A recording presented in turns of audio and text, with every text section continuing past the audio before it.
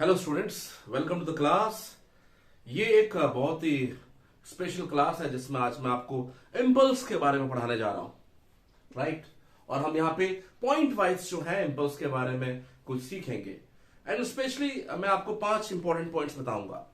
ठीक है, क्या है impulse, what is mean by impulse, impulse का मतलब क्या होता है। तो ध्यान दीजिए, इम्पल्स का मतलब होता है इफेक्ट ऑफ फोर्स। देखिए, हर एक फिजिकल क्वांटिटी की जो है एक फिजिकल मीनिंग होती है। तो इंपल्स की मीनिंग क्या है? इंपल्स की मीनिंग होती है, impulse means what? Effect of force. So what is impulse? Effect of a force. तो जब आप इंपल्स बोलते हैं बच्चों, तो समझ लें इसका मतलब यह है कि इफेक्ट ऑफ फोर्स, कि एक फोर्स जब किसी बॉडी पे लगाया तो उस फोर्स के कारण उस फोर्स का क्या असर हुआ उस बॉडी पे, that is what impulse. Define कैसे करेंगे, क्या है इंपल्स एक्चुअली? तो ध्यान दें, when a very large force is applied for a very short period of time. अगर आप क्या करते हैं, एक बहुत ही ज्यादा बड़े मैग्नीट्यूड का फोर्स लगाते हैं बहुत ही शॉर्ट पीरियड ऑफ टाइम के लिए, तो इंपल्स होता है क्या? Impulse J equals to force into time, F into T. So when you exert a very large force for a very short period of time, then the product of force and time is called what? Impulse. Right? लेकिन बच्चों ये definition तभी valid है when you exert a what? Constant force. ये तभी सही है जब फोर्स क्या हो? कांस्टेंट हो। Throughout the time interval you have exerted a constant force, then only you may write this impulse as F into T. Generally क्या होता है, जब आप फोर्स एक्सर्ट करते हैं ना, तो आप एक्चुअली वेरिएबल फोर्स लगाते हैं। ठीक है, और जब वेरिएबल फोर्स लगाते हैं बच्चों, तो उस वक्त जो इंपल्स होता है उसे लिखते हैं क्या? J equals to integration of F dt from 0 to T। ऐसा कब होगा बच्चों? जब फोर्स क्या होगा? वेरिएबल है। Force is varying with time. जैसे जब आप बैटिंग करते हैं, राइट, और जब आप एक बॉल पे जब फोर्स एक्सर्ट करते हैं, तो ये मत समझिए कि आपने जो है एक्चुअली वहां पे एक कांस्टेंट फोर्स लगाया है। एक्चुअली वहां पे एक वेरिएबल फोर्स लगता है। कैसे? जब बॉल कांटेक्ट में आती बैट के, तो शुरू में जब जस्ट बिगिनिंग पे वो कांटेक्ट में आई, तो उस वक्त जो है, अगर मैं ग्राफ खींचूं फोर्स और टाइम के बीच में, तो शुरू में फोर्स कम होता है। जैसे जैसे बॉल और ज्यादा कंप्रेस होती है बैट के साथ, फोर्स बढ़ता है, और फिर जब बॉल रिलीज होने लगती है बैट से बाहर, ठीक है, विद इन माइक्रो सेकंड ये बातें हो जाएंगी। तो जब ये बॉल रिलीज होने लगती है, तो क्या होगा बच्चों? फोर्स की वैल्यू डिक्रीज हो जाती है, और जब बॉल पूरी तरीके से बाहर बैट के कांटेक्ट से बाहर चला जाता है, तो फोर्स वापस 0 हो जाती है। So you can see here, during this time, what force is acting there exactly? Actually, यहां पे जो फोर्स एक्ट हो रहा है, आप देख सकते हैं फोर्स वेरी कर रहा है। A variable force is acting there. तो बच्चों, जब वेरिएबल फोर्स लगता है, तो इंपल्स को लिखते हैं इंटीग्रेशन ऑफ F dt। और बच्चों, जहां इंटीग्रेशन आ गया, एक तीसरी बात आपके सामने आ जाएगी। क्या? इंटीग्रेशन ऑफ F dt का ज्योमेट्रिकल मीनिंग आप जानते हैं। What is the geometrical meaning of integration? It gives you area under the graph. तो बच्चों, यहां पे याद रखिए, चूंकि आपका इंटीग्रेशन जो है वो होता है एरिया अंडर द ग्राफ, इसलिए इंपल्स को लिख सकते हैं हम क्या? Area under F T graph. मतलब बच्चों, ये जो ग्राफ खींचा है, इसके नीचे का जो एरिया है, this area is what? Actually integration of F dt from 0 to T, which is nothing but what? Impulse. Right? तो impulse है क्या बच्चों? It is either F into T when a constant force is applied, or it is integration of F dt when the force is varying with time, when you exert a variable force, right? याद रखें, impulse जो है actually उसकी meaning है effect of force. कैसे पता चलेगा effect of force? तो देखिए जरा, मैं इंपल्स के बारे में अब आपसे जो है एक चौथी बात कर रहा हूं। नेक्स्ट इंपॉर्टेंट पॉइंट, अगर मैं इस वाले डेफिनेशन को लूं, पहले केस को लूं, आपने बोला J equals to F into t, कब होता है बच्चों? जब फोर्स क्या हो? कांस्टेंट हो। हम ये मान के चल रहे हैं जब फोर्स कांस्टेंट है तो जो इंपल्स है वो F इंटू टी है। ध्यान दे बच्चों, काम की चीज देखिए, आपने न्यूटन सेकंड लॉ पढ़ा है। फोर्स क्या होता है? Rate of change of momentum, change in momentum, P2 minus P1 upon time taken. T cancel हो जाएगा और मिलेगा क्या? P2 minus P1। ध्यान दें फिर से, आपने बोला इंपल्स क्या है? Force into time. फोर्स क्या होता है? According to Newton's law, force is a rate of change of momentum. Rate मतलब change in momentum upon time taken. जब आपने फोर्स लगाया तो सपोज बॉडी का मोमेंटम P1 से P2 हो गया टी टाइम में, तो चेंज इन मोमेंटम हो जाएगा P2 minus P1, time taken हो जाएगा upon T, P2 minus P1 upon T क्या हो गया बच्चों? Rate of change of momentum. T cancel हुआ and what will get in there? You are getting there what? Impulse as P2 minus P1 मतलब change in momentum. याद रखें, impulse के लिए जो नेक्स्ट फोर्थ डेफिनेशन है, इंपल्स क्या है बच्चों? Change in momentum. और यही है इफेक्ट ऑफ फोर्स, कि जब आप इंपल्स एक्सर्ट करते हैं, इंपल्स लगाते हैं, मतलब एक लार्ज फोर्स कम टाइम पे लगाते हैं, तो मोमेंटम बॉडी का चेंज हो जाता है। That is the effect actually. Even for the variable force you will get the same. जैसे आपने बोला for variable force, if a variable force is acting, what is impulse? Integration of F d t from 0 to t. ध्यान दें, हम ऐसे लिख सकते हैं क्या बच्चों? ma, है ना? न्यूटन्स लॉ से आप जानते हैं फोर्स को लिखा जा सकता है क्या?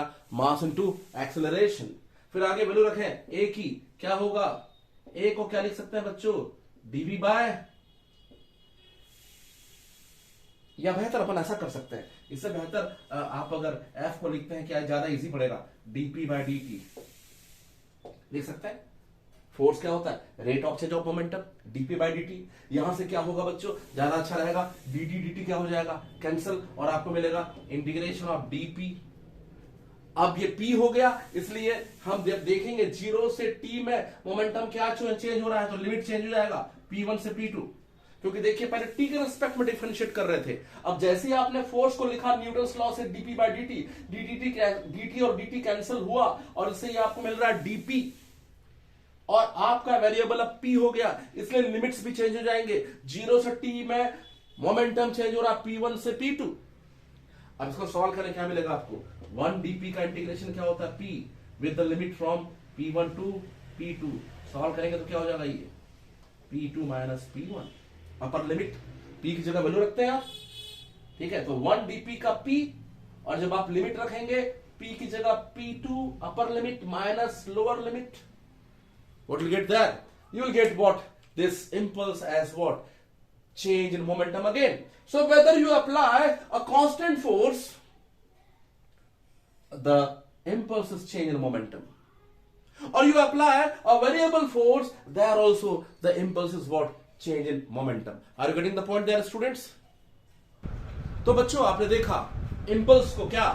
पहली चीज, impulse का मतलब क्या देखा आपने? Effect of force. फिर आपने बोला what is impulse? When you exert a very large force for a very short period of time, then impulse is the product of force and time. Force और time का product जो है वो impulse है। फिर आपने बोला कि ये जो फोर्स है ये अगर क्या है बच्चों? कांस्टेंट है, तभी आप इस फॉर्मूले को यूज करेंगे। अगर फोर्स वेरी कर रहा है during that short period of time, that time impulse is what? Integration of F d t from 0 to t।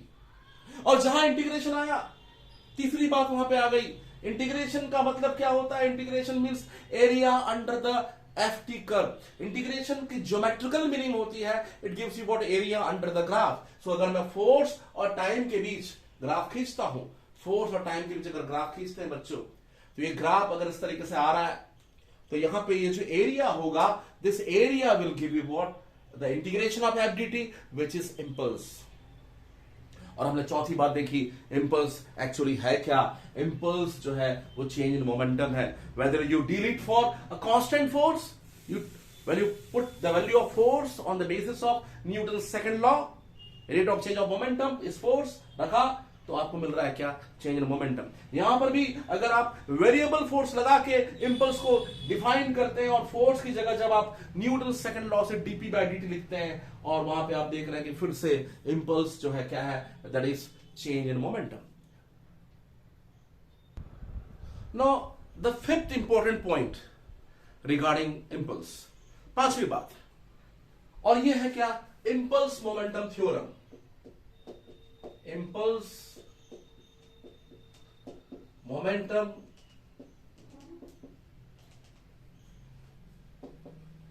Theorem. क्या है ये impulse momentum theorem? Same change in momentum can be obtained in two ways. हम same momentum change कर सकते हैं, same amount में change कर सकते हैं दो तरीके से। पहला, या तो आप बहुत ज्यादा फोर्स लगाइए कम टाइम पीरियड में, बहुत छोटे टाइम पीरियड में, या कंपैरेटिवली थोड़ा सा कम फोर्स लगाइए, थोड़ा टाइम पीरियड ज्यादा बढ़ जाएगा। मतलब कुछ ऐसा। Same impulse J can be obtained by exerting a force F1 for time T1 or by exerting a force F2 for the time T2। T2 जो है थोड़ा सा वो ज्यादा बड़ा है, तो F2 कम हो जाएगा, और आपको सेम मिल रहा है क्या? Change in momentum. Okay, so same change in momentum can be obtained either by exerting a very very large force for very very short period of time, or comparatively smaller force for comparatively larger time। मतलब ये force अभी भी बड़ा है लेकिन थोड़ा सा इस फोर्स से कम है। कब? जब टाइम आपने बढ़ा दिया। तो ध्यान दें, इसके बहुत सारे इंपॉर्टेंट जो है एप्लीकेशंस हैं, और डेली लाइफ में जो है इसका आप बहुत ज्यादा यूज करते हैं। इस कॉन्सेप्ट का इंपल्स मोमेंटम थ्योरम जो है वो डेली लाइफ में बहुत ज्यादा यूज होता है। जैसे क्या? याद रखें, अगर आपको हम बोले कि you jump from the first floor on Sandy ground, जहां पे रेत है वहां पे आपको जंप करने बोले, और उधर सीमेंटेड फ्लोर है उधर जंप करने बोले, तो आप शायद चाहेंगे कि आप रेत की तरफ जंप करें। क्यों? When you jump over a cemented floor, soon your legs comes into rest। तुरंत आप रुक जाते हैं, बहुत ही कम टाइम में आपका मोमेंटम चेंज हो जाता है। आप एक पी मोमेंटम से जीरो मोमेंटम में आ जाते हैं, आप रेस्ट में आ जाते हैं बहुत जल्दी, इंस्टेंटली। जैसे ही आपके लेग ग्राउंड के कांटेक्ट में आए, instantly you are stopped. Force ज्यादा लगता है, आपके पैर में ज्यादा लगेगी। लेकिन वहीं if you jump over a sand, What happens there? वहां पे क्या होगा बच्चों? सैंड में जब आपके पैर जाएंगे, अंदर पैर धंसेगा, ओके, और जब पैर धंसेगा अंदर तो क्या होगा? टाइम बढ़ गया, टाइम थोड़ा बढ़ गया। आप तुरंत इंस्टेंटली नहीं रुक रहे, आप जो है सैंड के अंदर, आपका पैर अंदर जा रहा है, पैर धंस रहा है, आपने टाइम बढ़ा दिया। टाइम बढ़ाते ही जो फोर्स है वो कम हो जाएगा, आपके पैर पे कम फोर्स लगेगा, आपको ज्यादा तकलीफ नहीं होगी। You got the point? बिल्कुल वैसे ही क्रिकेट प्लेयर्स भी क्या करते हैं? When they catch the ball, if they catch there only, it will hurt more. लेकिन अगर वो बॉल को कैच करके, देखिए बॉल को रोकना हो रहा है, same change in momentum is obtained. How? If you just catch it and you lower your hands, okay, जब आप अपने हाथ को नीचे खींचते हैं, यू इंक्रीज द टाइम, और जब आप टाइम बढ़ा देंगे तो जो फोर्स है आपको कम लगेगा, आपके हाथों में कम फोर्स लगेगा, कम तकलीफ होगी। So when you just instantly stop it, you will be hurted more, क्योंकि टाइम कम, फोर्स ज्यादा लगेगा। लेकिन अगर आप बॉल को कैच करके, if you lower your hands, you increase the time, and when you increase the time, force आपको कम लगेगी। देखिए पुराने जमाने में जो लूना होती थी ना, उससे जर्क ज्यादा लगता था। क्यों? इंस्टेंटली फोर्स ट्रांसफर होता था।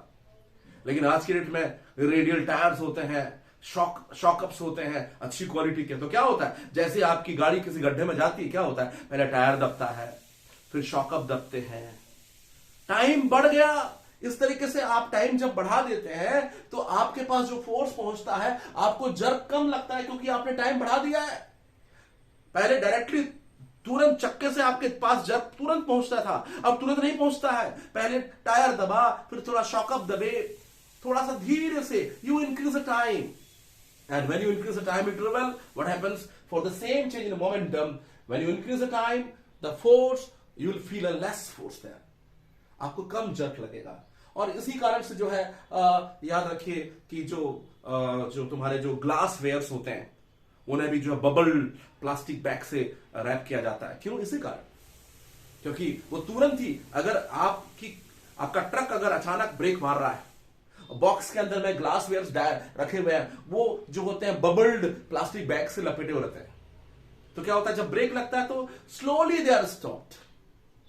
अगर वो तुरंत झटके से रुकते तो टाइम कम, फोर्स ज्यादा लगता है। लेकिन क्या होता है, पहले एक बॉक्स से टकराएगा, फिर ग्लास का बॉक्स दूसरी बॉक्स से टकराएगा, फिर वो जो एयर बबल है थोड़ा दबेगा, है ना। You just increase the time in that way. When the time is increased, okay, less force will be what exerted on that glassware, right? और वो टूटेगा नहीं। तो ये सब जो है बहुत अच्छे एग्जाम्पल है इम्पल्स मोमेंटम थ्योरम के। चलिए बच्चों, अब हम कुछ इसके न्यूमेरिकल देखते हैं। Now will go through some numericals of impulse, okay. और जैसा कि आपने कॉन्सेप्ट सीखा, उन्हीं कॉन्सेप्ट के बेसिस पे हम न्यूमेरिकल बनाएंगे। एनसीईआरटी में एक बहुत अच्छा question, will begin from the question of NCERT book, right. NCERT में एक बहुत अच्छा क्वेश्चन है और वहां पर उसने क्या किया है, example number 5.5 it is there. अगर आप अपनी एनसीईआरटी चेक करेंगे तो एग्जाम्पल नंबर 5.5 है एनसीईआरटी की किताब में, आप देख लीजिएगा। वहां पर उसने क्या किया, जो है पूछता है कि what impulse is imparted to the wall, और वहां पर रेशियो पूछता है। कैसे? There are two cases. पहले केस में एक बॉल जो है mv वेलोसिटी से फेंकी गई है टुवर्ड्स अ वॉल, और दिस बॉल इज रिबाउंडेड, ये वापस रिबाउंड हो जाता है टकराने के बाद। On the other hand, another case, a ball is projected towards the wall at an angle theta, say equals to 60 degree. Imagine करो, थीटा वहां पे दिया हुआ है, मैं 60 ले रहा हूं, और ये बॉल रिबाउंड होती है सेम एंगल पे, सेम वेलोसिटी से 60 डिग्री पे। तो यहां पे इस मामले में इन दोनों केसेस में इंपल्स क्या होगा, इंपल्स का रेशियो क्या होगा, हमने पढ़ा। Whether you exert a constant force और a variable force, impulse is equal to what, change in momentum. Impulse किसके बराबर होता है बच्चों? चेंज इन मोमेंटम के। तो यहां पे अगर आप देखेंगे बच्चों, तो यहां इंपल्स क्या है इस पहले मामले में? Change in momentum, final momentum minus initial momentum. तो देखिए, पहले एमवी से आया, रिबाउंड होने के बाद वो लौट गया, तो चूंकि वो रिबाउंड हो रहा है इसलिए उसका फाइनल मोमेंटम हम बोलेंगे माइनस एमवी। आया एमवी से, है ना, एमवी क्या होता है? मास इनटू वेलोसिटी क्या होता है? मोमेंटम। आया एमवी से और लौटा किससे बच्चों? माइनस एमवी से। तो चेंज इन मोमेंटम क्या हो जाएगा? माइनस एमवी मतलब माइनस 2mv। और इस केस में देखिए क्या होगा, यहां पर देखें, ये mv मोमेंटम से 60 डिग्री के इंक्लिनेशन पे आ रहा है, राइट। अब इस mv के दो कंपोनेंट हो सकते हैं, इधर mv cos 60, क्योंकि अगर ये थीटा है तो ये एंगल भी थीटा होगा, ऑल्टरनेट। और इधर क्या हो जाएगा? mv sin 60, right. After it gets rebounded, जब ये रिबाउंड हो रहा है तो फिर से इसके दो कंपोनेंट हो सकते हैं। आप देखें यहां पर कैसे, ये एंगल अगर 60 है तो ये एंगल भी 60 होगा। इधर कंपोनेंट क्या होगा? mv cos 60, इधर का होगा कंपोनेंट mv sin 60। आप यहां पे अगर केयरफुली देखेंगे तो एक चीज समझ में ये आ रही है आपको कि वॉल के अलोंग कंपोनेंट चेंज नहीं हो रहा है। देखिए, after collision along the wall the component of momentum is mv sin 60, and before also it is mv sin 60, actually wall के नॉर्मल कंपोनेंट चेंज हो रहा है। आया किससे, देखिए अप्रोच किससे कर रहा है, ये mv cos 60 से, और वापस किससे लौट रहा है, माइनस mv cos 60 से। माइनस क्यों किया, क्योंकि डायरेक्शन ऑपोजिट हो गया। तो यहां पर जब देखेंगे इंपल्स बच्चों, तो यहां इंपल्स क्या होगा, इंपल्स जब आप यहां पे देखेंगे बच्चों, तो काम की चीज देखिए, यहां पर जो है केवल और केवल कॉस कंपोनेंट, वॉल के नॉर्मल जो मोमेंटम है वो चेंज हो रहा है। तो यहां पे हम लिखेंगे impulse in the second case be as what, final momentum minus initial momentum minus 2mv cos 60, right. आप बोलेंगे आपने केवल डेल पी एक्स लिया, एक्स डायरेक्शन में चेंज इन मोमेंटम को लिया, वाई डायरेक्शन में चेंज इन मोमेंटम को नहीं ले रहे हैं। क्यों, ये इसलिए बच्चों क्योंकि जो डेल पी वाई है, वाई डायरेक्शन में मोमेंटम चेंज नहीं हो रही है, वो जीरो है। पहले भी mv sin 60 था और बाद में भी mv sin 60। ये आपको एक बहुत इंपॉर्टेंट मैसेज दे रहा है, क्या, the wall always exerts force normally. Ball हमेशा, चाहे आप बॉल को नॉर्मली फेंकें, चाहे बॉल को आप ऑब्लिकली फेंकें, आप देख रहे हैं कि केवल वॉल के नॉर्मली जो है वो मोमेंटम चेंज हो रहा है। मतलब वॉल जो है वो नॉर्मल डायरेक्शन में फोर्स लगा रहा है। याद रखें, wall always exerts force what normally, because wall के अलोंग जो है वो मोमेंटम चेंज नहीं हुआ, केवल वॉल के नॉर्मल जो है मोमेंटम चेंज हो रहा है। ओके, तो याद रखें हमने इंपल्स निकाल दिया। पहले केस में impulse change in momentum, final momentum minus initial momentum. दूसरे केस में momentum change in momentum, final momentum minus initial momentum. मैंने यहां पे केवल एक्स डायरेक्शन के, नॉर्मल डायरेक्शन के मोमेंटम को देखा है, राइट। हमने वाई डायरेक्शन के, वॉल के अलोंग जो है मोमेंटम चेंज नहीं हो रहा, उसको देखने की जरूरत आपको वहां पे नहीं है, राइट। अब इन दोनों का रेशियो देखें क्या हो जाएगा, जैसा कि प्रॉब्लम है वहां पूछा है उस एग्जाम्पल में। In this case, it is 2mv upon minus 2mv cos 60 cos theta हो जाएगा, 1 upon cos थीटा हो जाएगा। यहां पे मैंने 60 ले लिया है, और आप जानते हैं cos 60 क्या होता है, 1/2, it is twice, so the ratio is twice, right। तो यहां पे देख रहे हैं हमने कैसे निकाला, क्या, इंपल्स। इंपल्स किस कॉन्सेप्ट से निकाल रहे हैं impulse, impulse is what, change in momentum. चलिए अब देखते हैं दूसरा problem. Now another question, second one. Suppose a ball is dropped from a height of 5 meters। Okay, एक बॉल को आपने ड्रॉप किया है, कहां से, कितने हाइट से बच्चों, 5 मीटर से, and the ball gets rebounded to a height of 3.2 meters, right। Ball is dropped from a height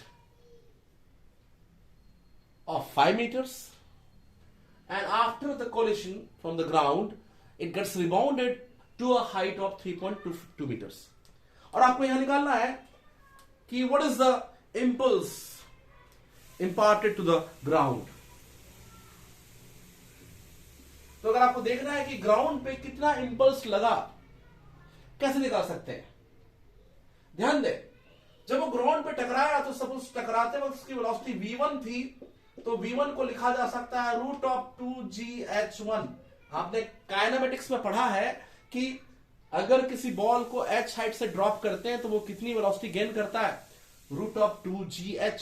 so it is drop from a height h1, so its velocity gain will be what, it will strike the ground with the velocity of what, √2gh1, and after it gets rebounded, now if it is moving up to a height of h2, तो लौटते वक्त जो velocity होगी v2, it will be √2gh2। ये भी आप kinematics से देख सकते हैं कि अगर वो h2 हाइट तक रिबाउंड हो रहा है तो लौटते वक्त उसकी जो वेलोसिटी हो जाएगी, it will be what, √2gh2। तो बच्चों यहां पे अगर आपको देखना है, impulse imparted to the ground, या impulse imparted to the ball, तो हम पढ़ चुके हैं कि impulse is nothing but what, change in momentum of ball. तो बॉल का मोमेंटम कितना चेंज हुआ? Final momentum minus initial. Final क्या है? Minus mv2। बोले फिर से माइनस साइन लगाया, माइनस क्यों? अरे बॉल लौट गई है, आई थी इधर, अब लौट के उधर जा रही है। Minus mv2 initial mv1 minus m common v2 plus v1, right. Minus m common हो गया दोनों जगह से। अब आगे बढ़े, v2 root of 2g h2, v1 root of 2g h1। Suppose ball का जो मास है वो 100 ग्राम है, तो हम लिख सकते हैं इसको क्या बच्चों? माइनस 0.1 kg, ऐसा ही सिस्टम में, right. Root of 2g, g ले लें 10, h2 क्या बच्चों? 3.2, g10, h1 क्या बच्चों? 5। It will be what? Root of 64, root of 100, 8 plus 10, 18 is 1.8 Newton second. Newton second क्यों लिया? इंपल्स क्या होता है? Force into time, Newton second. ये चेंज इन मोमेंटम के बराबर होता है। आप चाहे तो यहां पे फोर्स भी निकाल सकते हैं। अगर बोलता है suppose ball comes in contact for 0.1 second, तो what force is exerted there? तो फोर्स क्या हो जाएगा बच्चों? del p by del t। ठीक है, हमको मालूम है जो इंपल्स है वो किसको बता रहा है? चेंज इन मोमेंटम को, जो कि आ रहा है 1.8। सपोज बॉल जो है इसके कांटेक्ट में आती कितनी? 0.1 सेकेंड तक, तो इट विल बी 18 न्यूटन। तो what force is exerted on the ball? 18 Newton. You got the point? Clear है? तो आप अगर बॉल पे देखेंगे तो नेगेटिव हो जाएगा फोर्स, और अगर किस पे देखेंगे? ग्राउंड पे देखेंगे तो पॉजिटिव हो जाएगा, क्योंकि आप जानते हैं कि दोनों एक दूसरे पे equal and opposite force exert करते हैं। So it is a simple job. So how can you calculate impulse there? Nothing there. Just you have to use the formula what? Impulse equals to change in momentum. Change in momentum कैसे देखा? आया किस momentum से और गया किस momentum से? Final momentum minus initial. अब उसको देखने के लिए आपको वेलोसिटी का फॉर्मूला आपको यूज करना पड़ा काइनेमेटिक्स में जाके, रूट ऑफ 2g h1, जिससे वो टकरा रहा है और लौट रहा है किससे? Root of 2g h2। तो आपने उन फॉर्मूले का यूज किया है और यहां पे आपको वो इंपल्स मिल गया है। ओके, चलिए इसके बाद हम एक नेक्स्ट अच्छे क्वेश्चन में चलते हैं। तो यहां पे एक क्वेश्चन देखिए आप, बहुत अच्छा क्वेश्चन है। You have a force time graph given for certain body of mass 200 gram, right? The body was moving with an initial velocity of 2 meter per second. आपको इस ग्राफ से निकालना है कि बॉडी की फाइनल वेलोसिटी क्या होगी और कितना इंपल्स इंपार्ट हुआ। तो हमने सीखा था कि इंपल्स होता है integration of F d T, और इंटीग्रेशन का मतलब होता है area under the graph. Impulse किसके बराबर होता है? इंपल्स जो है वो होता है क्या? हमने सीखा area under the graph. Which graph? F T graph, force time graph. तो आप देख सकते हैं यहां पर ये एक ट्रेपेजियम बन रहा है जिसका एरिया होगा half sum of the parallel sides. तो पैरेलल साइड्स क्या है? ये पैरेलल साइड्स देखिए यहां पे 6 तक है, इसका लेंथ 6, और ये 2 से 4 2, तो 6 + 2 sum of the parallel side 6 and 2, and the separation between the sides, sides के बीच का सेपरेशन क्या है? 60। यहां से यहां तक 60, देख रहे हैं डेटा यहां पे दिया हुआ है, तो ये 60। So this side has a length of what? 6. This side is 2 meter long. 2 seconds, 6 seconds. 6 + 2, sum of the parallel sides, and the separation is 60 Newton. Solve करें क्या मिलेगा आपको? ये हो जाएगा तुम्हारा 8 by 2 4, 240 न्यूटन सेकेंड। तो बच्चों यहां पे इंपल्स क्या आ रहा है? 240 न्यूटन सेकेंड। और यही इंपल्स जो है वो चेंज इन मोमेंटम होता है। mv2 - mv1 वैल्यू रखते हैं, इंपल्स कितना आ रहा है 240, M common V2 minus V1 240, M कितना है बच्चों 200 ग्राम मीन्स 0.2 kg, V1 दिया 2 initial velocity, V1 initial velocity, V2 final velocity, change in momentum होता ना, final momentum initial momentum, final velocity initial velocity, right, m V2 minus m V1, V2 is final velocity, V1 is initial velocity.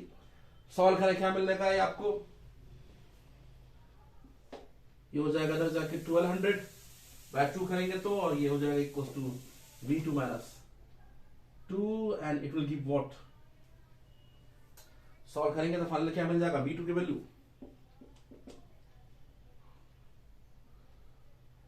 1202 metre per second, right. कैसे निकाला समझ में आया, clear है।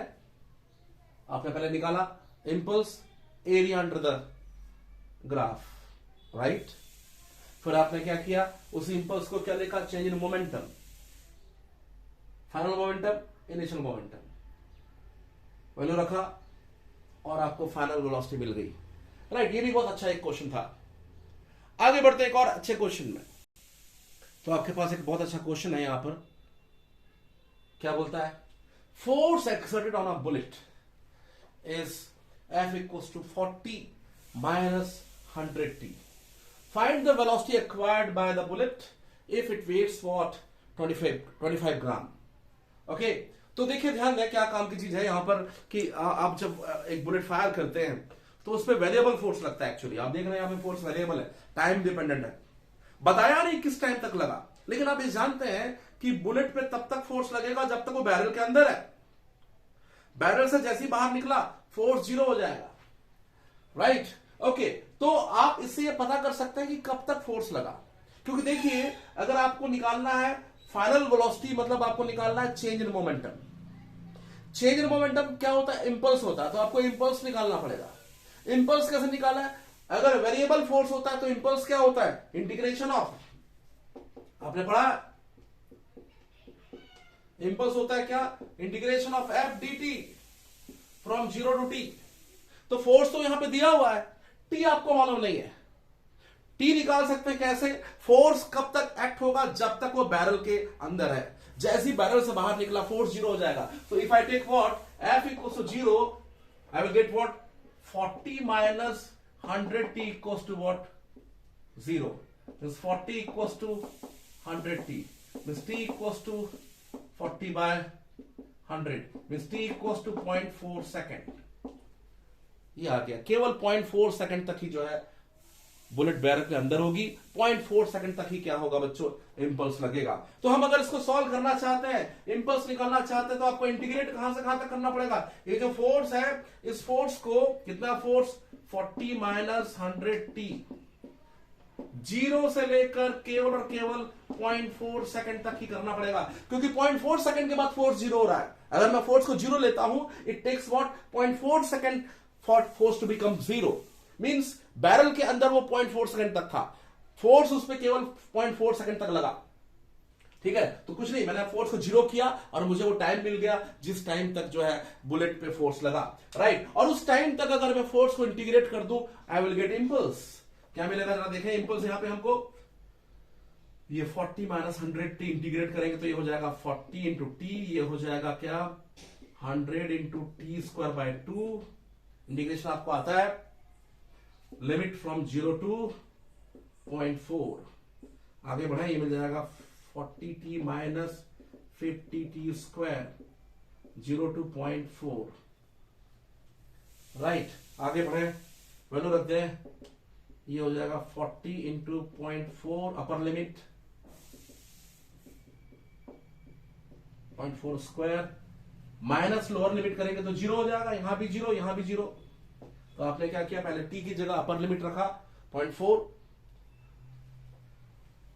क्या मिल रहा है आपको, ये j 16 माइनस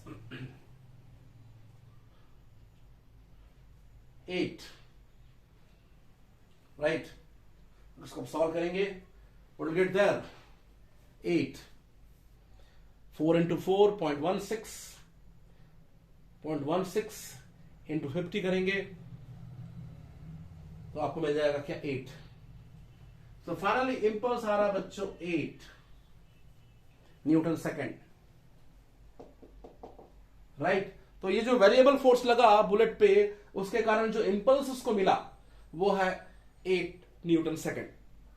अब इसी इंपल्स को क्या लिखते हैं? चेंज इन मोमेंटम, मतलब mv2 minus mv1 equals to 8, because you better know that impulse is what change in momentum, mv2 minus mv1। अब देखिए यहां पर mv2 माइनस m इंटू 0 करेंगे, क्योंकि बुलेट जो है वो रेस्ट से चलता है, पहले वो मैगजीन पे रेस्ट में था, वहां से उसने स्टार्ट की अपनी जर्नी, सो इनिशियल वेलोसिटी 0, तो यहां से mv2 इज व्हाट 8। अब मास क्या है बच्चों? 0.025 kg, क्योंकि मास आपको दिया हुआ क्या? 25 ग्राम। तो यहां से v2 क्या हो जाएगा बच्चों? 8 upon 0.025, it will be 8000 upon 25, right? So what will get there? So it will be what? 320 meter per second, right? अच्छी खासी स्पीड मिल गई। You got the point there? So इस तरीके से आप जो है इंपल्स के डिफरेंट वैरायटी ऑफ क्वेश्चन बना सकते हैं। मैंने कोशिश की है कि ज्यादातर कॉन्सेप्ट आपको कवर अप कर दूं, राइट? ओके, सो हम नेक्स्ट टाइम में जो है कोई नया लेक्चर देखेंगे। आप इतना पढ़ के जो है इंपल्स में अपना कॉन्सेप्ट बेहतर कर सकते हैं।